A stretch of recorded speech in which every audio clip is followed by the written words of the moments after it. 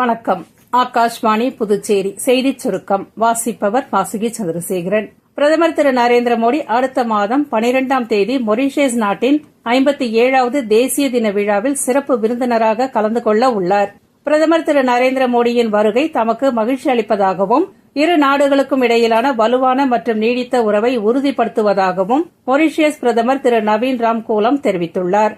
புதுடெல்லியில் போதைப் பொருள் இல்லா டெல்லியை ஊக்குவிக்கும் நோக்கில் விழிப்புணர்வு நடைபயணம் இன்று காலை நடைபெற்றது.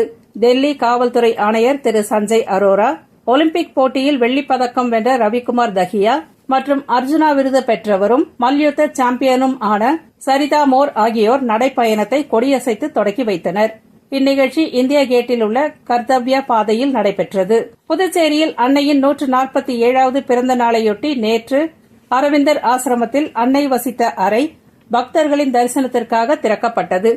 மலர்களால் அலங்கரிக்கப்பட்டிருந்த அன்னை மற்றும் அரவிந்தர் சமாதியை பல்வேறு மாநிலம் மற்றும் வெளிநாடுகளிலிருந்து வந்திருந்த ஏராளமான பக்தர்கள் கலந்து கொண்டு தரிசனம் செய்தனர். இலங்கை கடற்படையினரால் கைது செய்யப்பட்ட காரைக்கால் மீனவர்களை மீட்க புதுச்சேரி துணைநிலை ஆளுநர், முதலமைச்சர், மத்திய மாநில அரசுகள் எடுத்த நடவடிக்கையை தொடர்ந்து காரைக்கால் மாவட்ட மீனவர்கள் தங்கள் போராட்டங்களை கைவிட்டு வரும் 24ஆம் தேதி முதல் மீன்பிடிக்க கடலுக்கு செல்ல முடிவு செய்துள்ளனர். Maharashtra open ATP challenger tennis போட்டி புனேயில் நடைபெற்று வருகிறது.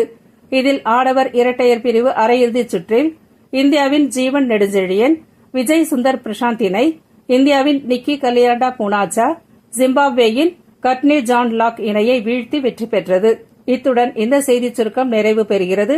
எமது அடுத்த செய்திச் சுருக்கம் பகல் 1 மணிக்கு.